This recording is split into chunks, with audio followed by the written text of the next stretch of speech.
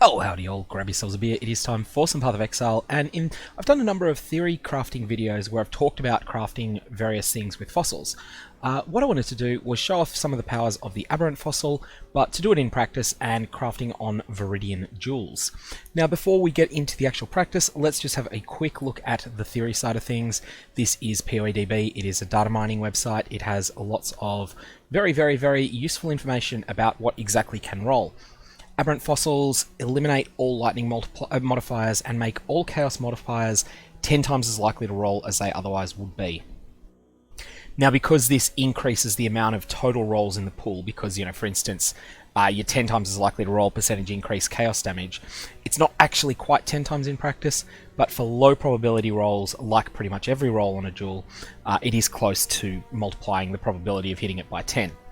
In any case, the possible rolls that get amplified in probability of coming up on a Viridian jewel are as a prefix, percentage increased chaos damage, as a suffix, percentage chaos resistance, which is okay, but it's not something you really want, percentage increased damage with poison, which is very niche, but is strong for some builds, but is generally not something you desire, and the big one, 3 to 4% to non-ailment chaos damage over time multiplier. And then there's this delve-specific suffix that only rolls on fossils that use an aberrant fossil of 13 to 19% increased chaos damage, which is a lot.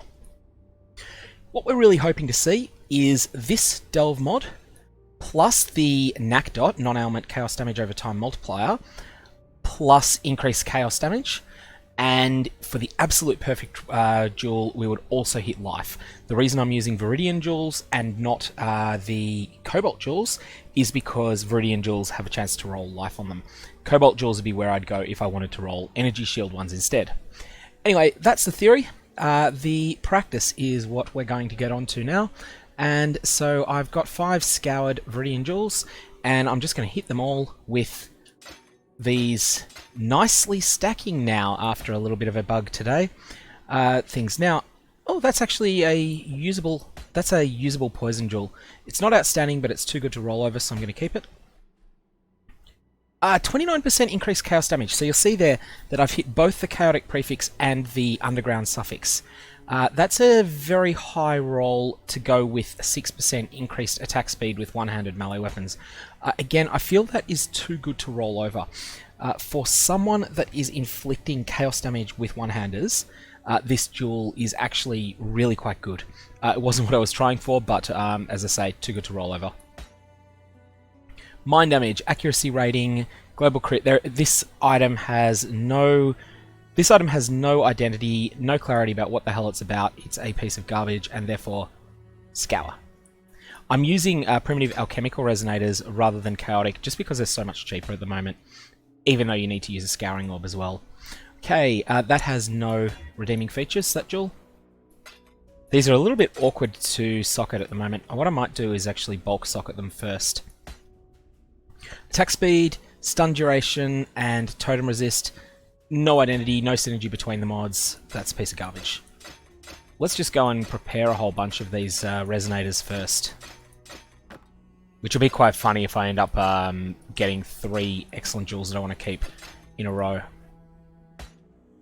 Mind damage, chaos damage. You'll notice there that I've got the fire and cold resist suffix, which is actually quite good. Resistances on jewels are good. This is 4 mods, but there's which is a real benefit, but there's just no real synergy. So unfortunately, that one goes away.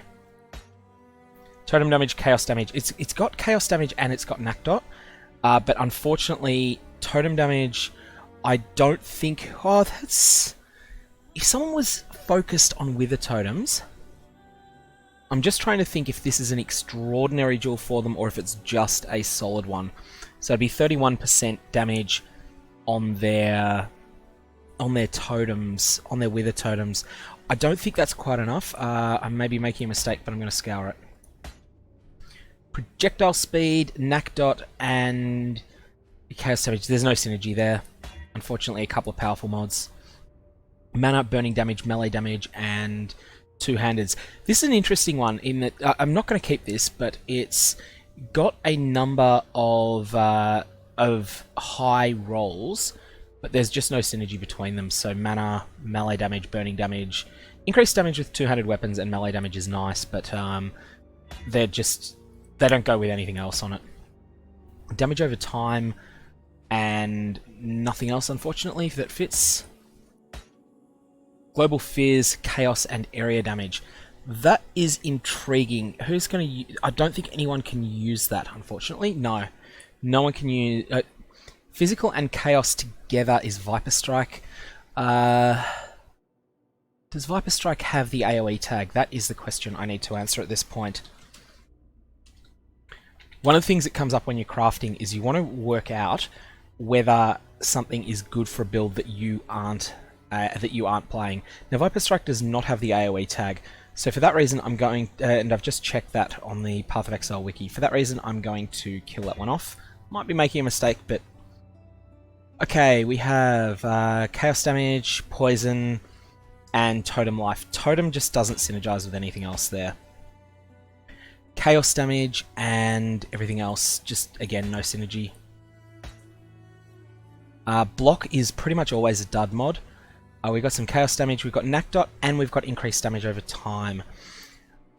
Although the parrying mod is rubbish, I'm inclined to value this as a 3 module, and just think about it. We've got 13% increased Chaos damage, 10% increased Chaos damage, 12% increased damage over time. So that's a double damage mod with Knack Dot as well. I'm going to keep that.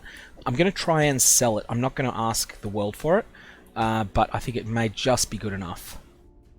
Speaking of good enough, this isn't.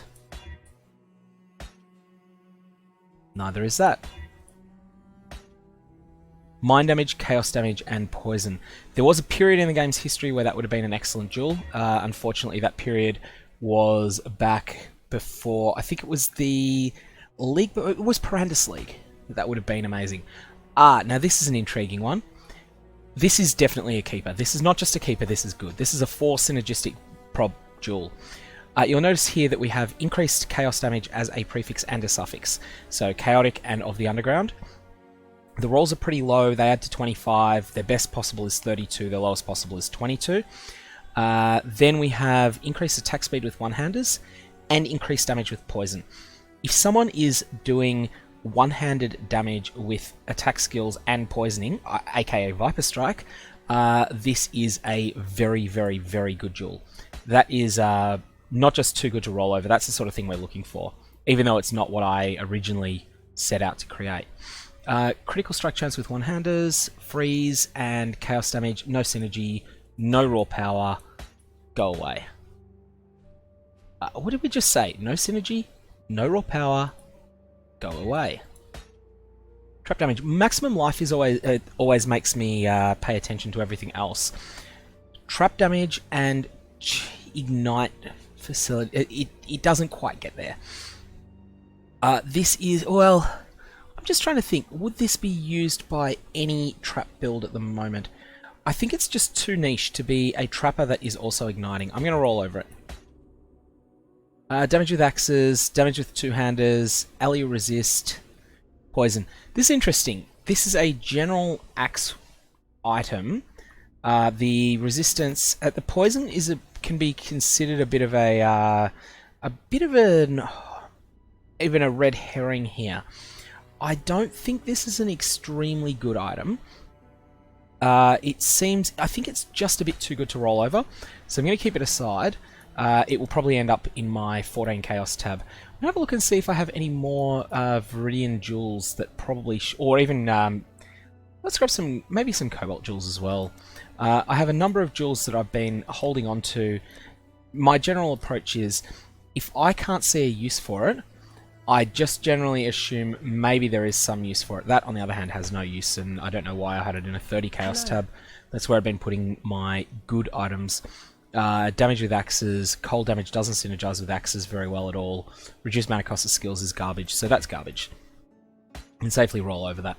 Okay, it's got a block, it's got Knack Dot, but it just doesn't have any synergy with it, so it's going away. Here we've got the Chaos Resistance roll for the first time. It doesn't come up very often, and it doesn't come with anything useful, so it can go away. Damage with swords, accuracy rating is an okay stat, but it's not. It's just lower power than a lot of the other ones. Chaos damage, one-handers, poison, and critical strike multiplier while dual wielding. This, however, is a Viper Strike duel, and that is going to conclude this tutorial because I've ended up making more Viridian jewels than I expected. Unless I've got some Cobalt jewels to give it a shot to. This one, I believe, is also...